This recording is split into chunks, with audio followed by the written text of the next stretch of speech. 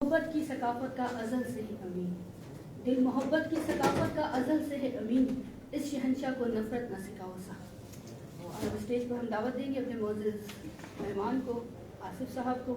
आसिफ खान साहब CEO हैं शहीद जुल्फ़िकार अली भुट्टो फाउंडेशन के और वाइस प्रेसिडेंट हैं Pakistan peoples party Punjab. Sir तशरीफ लें।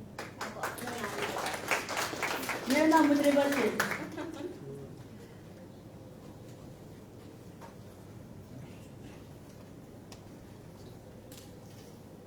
शुक्रिया।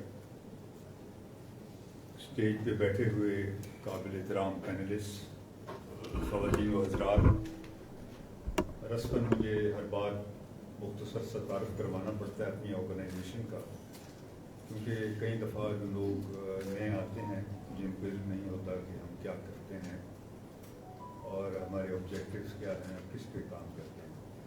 जिस तरह मैडम ने बताया अपनी ऑर्गेनाइजेशन के बारे में, मैं भी मुख्तसर सा आपको बता देता हूँ। हमारी ऑर्गेनाइजेशन की फाउंडेशन मोहतरमा शहीद ने 2004 में रखी थी जब वो दुबई में थी पॉलिटिकल असाइलम। तो इसका जो ऑब्जेक्टिव्स थे वो डेमोक्रेसी पे काम करना, ह्यूमन राइट्स पे काम करना, वुमेन राइट्स पे, यूथ राइट्स पे, तो एनवायरनमेंट पे, ये तमाम जो दिन हैं, इंटरनेशनल दिन हैं, ये कैलेंडर ईयर में हम बाकायदगी से मनाते हैं। और ये सिलसिला हमने अर्सा 4-5 साल से बाकायदगी से कर रहे हैं। और औसतन हमारे गालिबन नशिस्तें जो हैं 2 से 3 हर माह होती हैं, जो मैं चैलेंज करता हूँ कि शायद हमारी सी बहुत सी बड़ी ऑर्गेनाइजेशन भी इतनी ज़्यादा नशिस्तें नहीं कर पाती होंगी।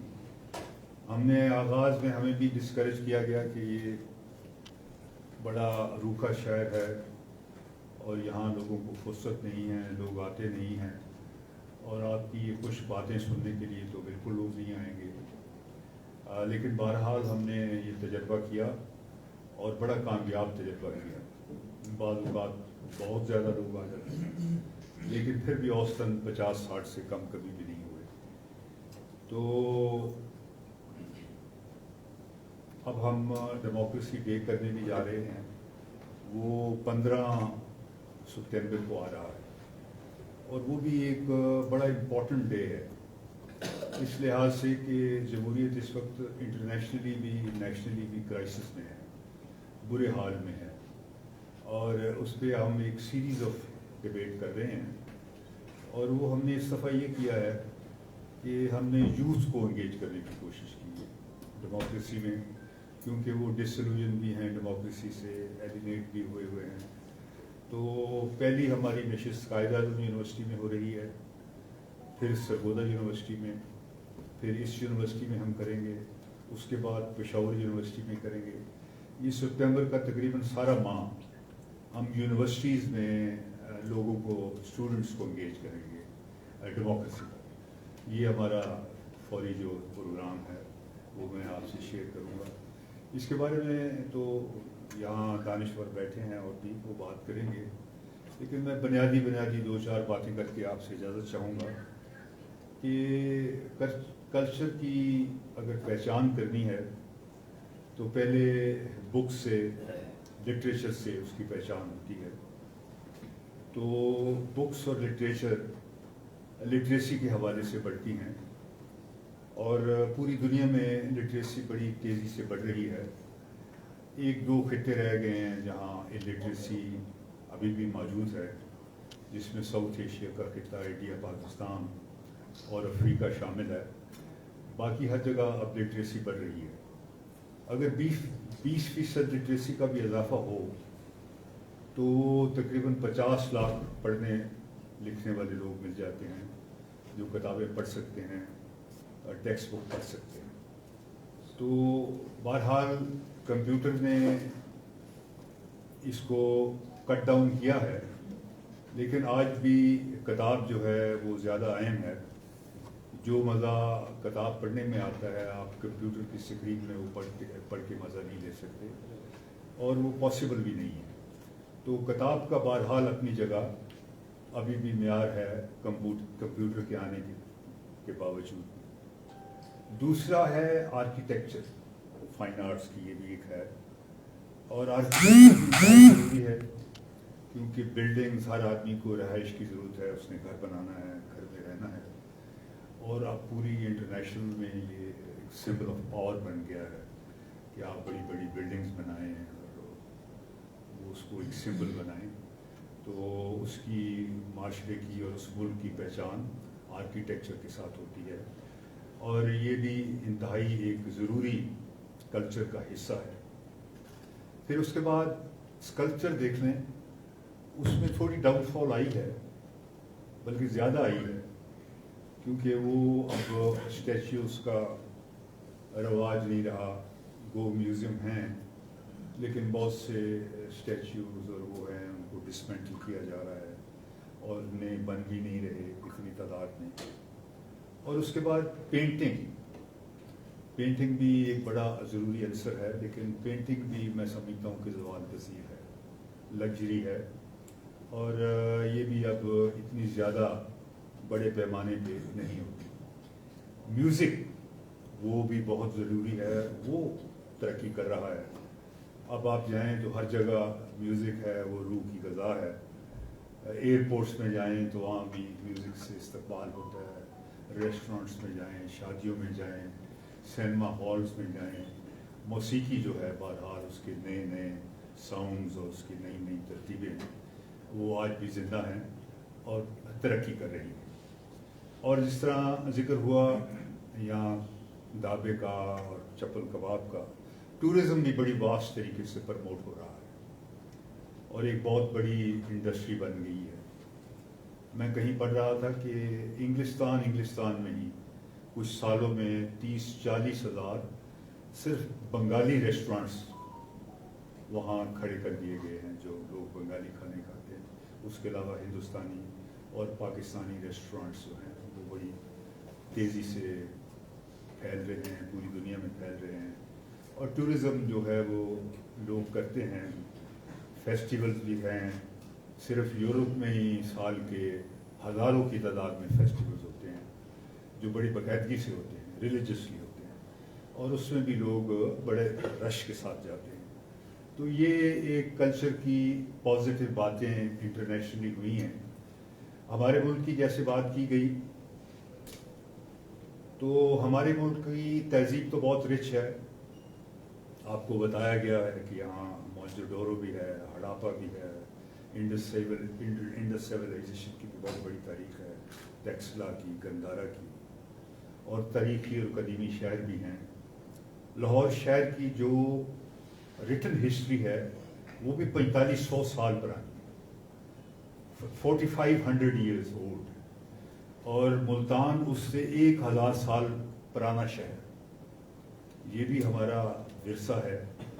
اور ہم تو لاہور کو یہ مغلوں شغلوں کے اور وہ قلعے شلے اور اس حوالے سے یاد کرتے ہیں، لیکن اس سے پہلے بھی اس کی بہت بڑی ایک تاریخ ہے، اور یہ جو وہاں کی دیوار ہے، والڈ سٹی ہے، یہ بھی صدیوں پرانا ہے، یہ نہیں کہ اس کو اکبر نے بنایا اور پختہ کیا اور فلاں نے اس کے دروازے لگائے، یہ بہت پہلے ہندوؤں کے وقت جب ہندو حکمران تھے، پھر بدھسٹ آئے، اس وقت بھی اس کا نام مختلف ہوتے تھے، بڑے سالوں سے ان کی حکمرانی رہی، تو اس کی بھی ایک بڑی رچ ہسٹری ہے۔ اور ملتان کی بھی بڑی رچ ہسٹری ہے، وہاں سینٹس ہیں، مسٹکس ہیں، اور بہت پرانی قدیمی ہسٹری ہے، کیونکہ وہ بھی ایک گزرگاہ تھی وہاں سے، پرشیا سے، افغانستان سے حملہ آوروں کی، سینٹس کی، لوگوں کی آنے جانے کی، وہ بھی ایک گزرگاہ میں وہ شہر تھا۔ تو ہماری ایک بڑی ہی رچ ہسٹری ہے، اور اس رچ ہسٹری میں اس کو ڈسٹارٹ بھی کیا گیا ہے، اور اس کو ڈسٹارٹ اس طرح کیا گیا ہے کہ ہم اپنی تاریخ محمد بن قاسم سے شروع کرتے ہیں اور پھر 200-250 سال کا گیپ آ جاتا ہے، پھر خلجی اور دوسروں سے شروع کر دیتے ہیں، تو وہ اصل میں ہماری تاریخ نہیں ہے۔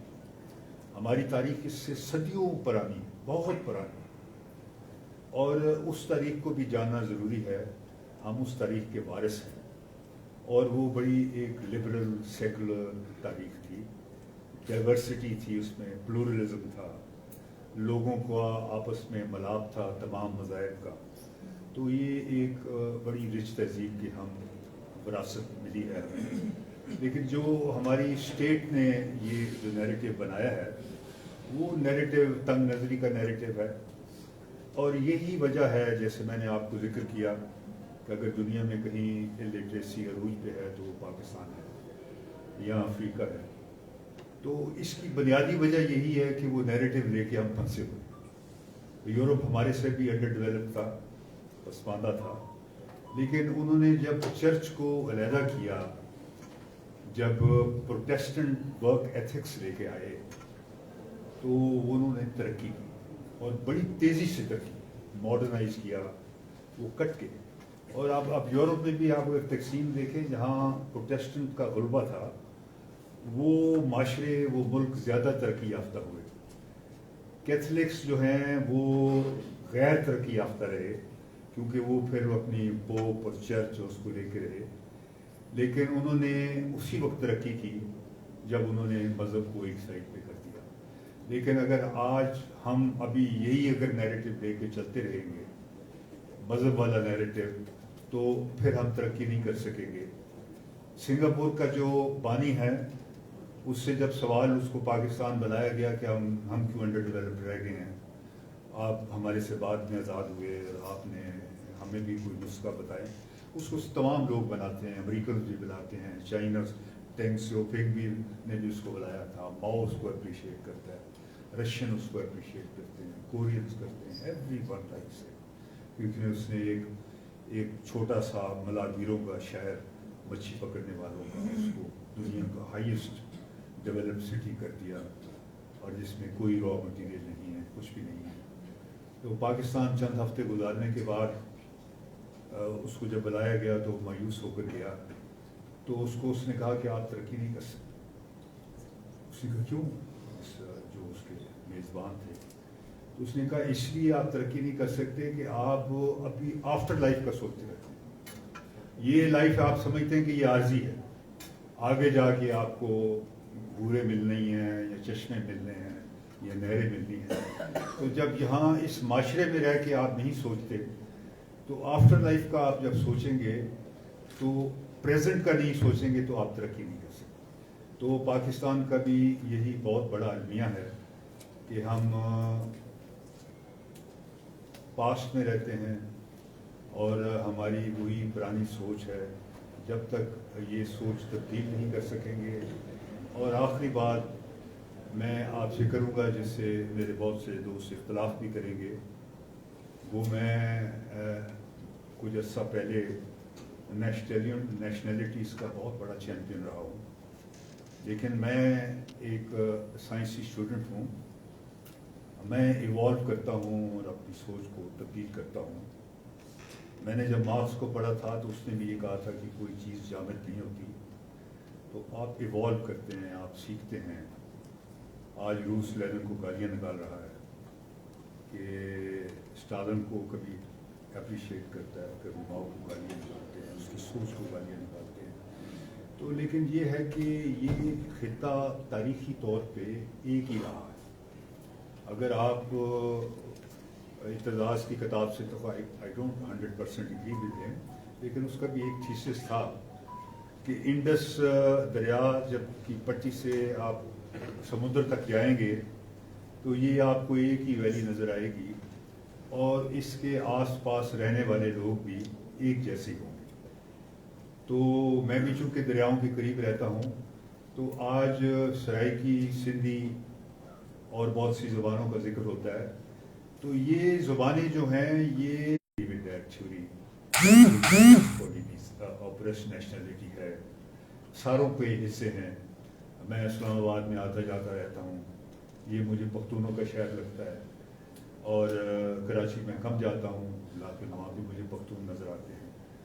تو بلوچ بہت بڑا ایشو ہے. میرے جس ضلع سے میرا تعلق ہے وہاں انجمن بلوچان بنائی گئی ہے. تو وہ ان کا ایک MNA اس دفعہ PTI سے 1.5 لاکھ ووٹ لے کر کامیاب ہو.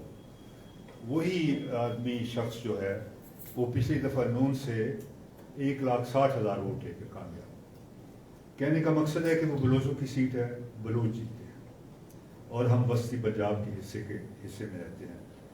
اور فیصل آباد وسطی پنجاب کا گڑھ ہے.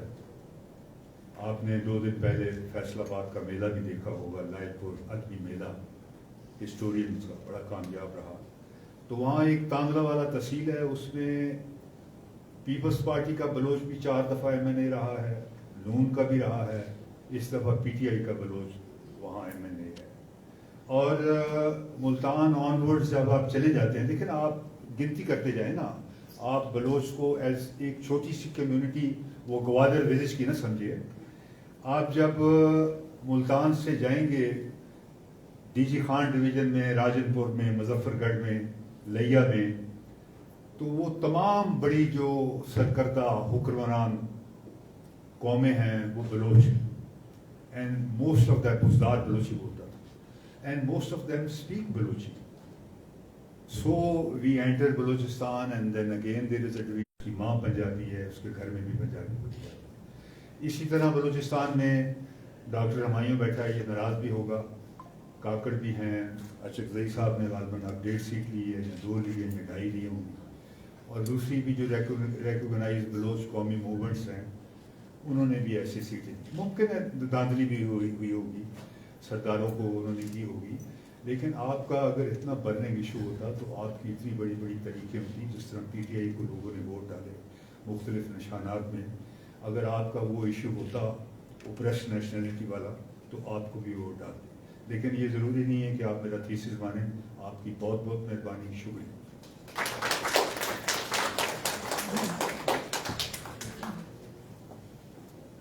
Neste mais